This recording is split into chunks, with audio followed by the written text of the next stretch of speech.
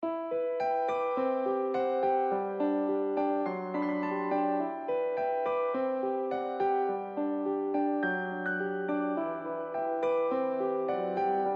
is ECU wire harness.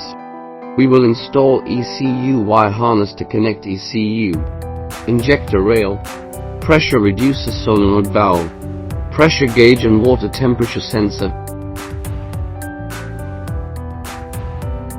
At first, find a suitable location for ECU installation to minimize electromagnetic interference.